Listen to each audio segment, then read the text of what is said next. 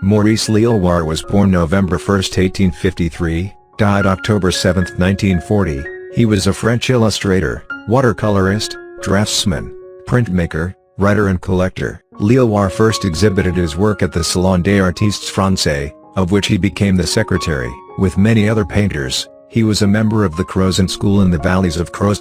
In 1907, he was the founding president of the Société de l'Histoire du Costume, and he donated the family's collection of fashion prints to the society. Around the 1890s, Leloir and his students flooded the picture book market, inspired by photographs representing accurately costumes and attitudes of the past.